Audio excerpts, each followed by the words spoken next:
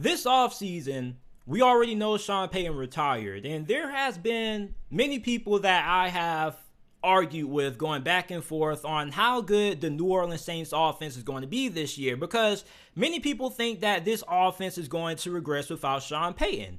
And that's understandable. I can understand why people feel that way. Sean Peyton has been the architect of one of the greatest offenses in the league. He helped Drew Brees become one of the greatest quarterbacks of all time. However, Pete Carmichael returns as offensive coordinator for New Orleans this year. And not too many people know who Pete Carmichael is unless you are a diehard Saints fan. So if you are somebody who doesn't pay that much attention to New Orleans and you don't really follow the organization, you probably don't know who Pete Carmichael is. But Pete Carmichael has been with the Saints organization ever since Sean Payton first arrived back in 2006. He became the Saints offensive coordinator in 2009. And he has called plays a couple of times for Sean Payton during his head coaching career with the Saints. His first time calling plays for New Orleans was back in 2011 when Sean Payton broke his leg and had to move to the booth.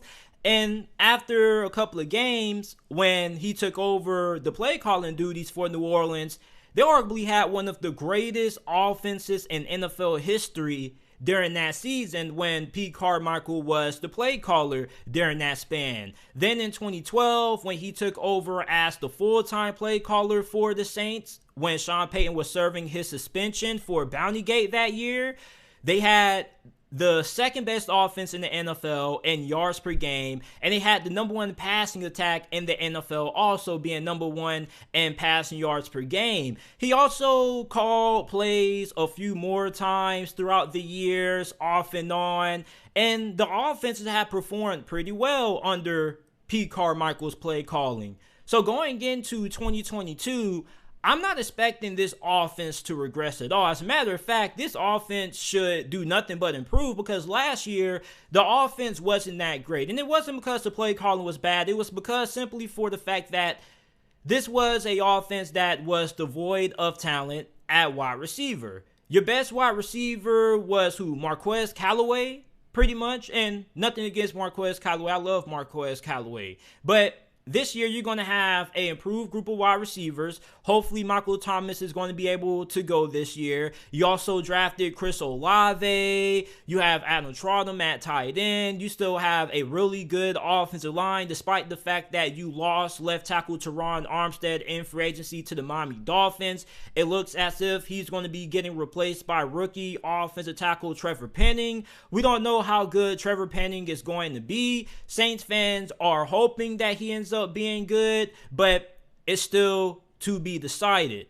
However, you have Jameis Winston coming back, and I think too many people are selling my guy Jameis Winston short. And yes, I am a little bit biased. You know, I try to be unbiased as much as possible on this podcast, but I feel I have a right to be biased sometimes. And I'm not overly biased, but I'm a little biased when it comes to Jameis Winston because he's my favorite NFL player of all time. And I'm not making that up to be a joke. If you guys think I'm playing, you can go check any of my social media pages and I can send you proof of Jameis Winston winning fantasy football championships for me. Jameis Winston has been my starting quarterback in fantasy football for over the last couple of seasons. I am a diehard Jameis Winston fan. And for Jameis Winston last year, I think too many people overlook how good he was during the few games that he played for the Saints last year. He had 14 touchdowns, 3 interceptions. He had the best touchdown to interception ratio in the NFL. Let's not also forget that Jameis Winston outplayed Aaron Rodgers week 1 of the NFL season last year. He also had led New Orleans to a win over the New England Patriots. So for those of you guys out there who are doubting Jameis Winston, you shouldn't be doubting Jameis Winston. Jameis Winston is going the ball. I love Jameis Winston. This is somebody who works harder than almost any other quarterback in the league. I promise you that Jameis Winston isn't going to regress. If anything, he should do nothing but improve because he's going to have another year where he's going to get comfortable in this offense because Pete Carmichael isn't going to be switching anything up that much. It's pretty much going to be the same philosophy that he had with Sean Peyton. Then, on top of that, you still have AK-41 in the backfield. This is going to be a really good offense this year. But I do understand why some people will have the thinking that this offense could regress because many people don't really look deep into the coaching staff. You just look at Sean Peyton and he has been the face of this offense for many, many years. However, Pete Carmichael has had a couple of years when he has called the plays, and during those years, the offense has been really good. Now, you can say, well, JT, he had Drew Brees as his quarterback, so of course the offense is going to be really good. I can understand that. However, Pete Carmichael with Jameis Winston, I don't think the offense is going to regress at all. The offense should still be really good. Pete Carmichael is a really good offensive mind. It's the reason why Dennis Allen and the New Orleans Saints general manager decided to keep the majority of the coaching staff. For those of you guys who don't know this, but the Saints didn't really make too many changes on this staff because they wanted to have continuity. And continuity actually is a word. You can look it up. I can show you right now. So by keeping the same coaching staff, there shouldn't really be too many adjustments. It pretty much should be everybody picking up from where they left off before Sean Payton retired. Only thing different is that Dennis Allen is now going to be the head coach, and you're probably going to have somebody else filling in the spot as DC, even though Dennis Allen probably is still going to be calling the plays. So this is the same coaching staff. Only difference is that you don't have Sean Payton roaming the sidelines anymore. You have Dennis Allen replacing him.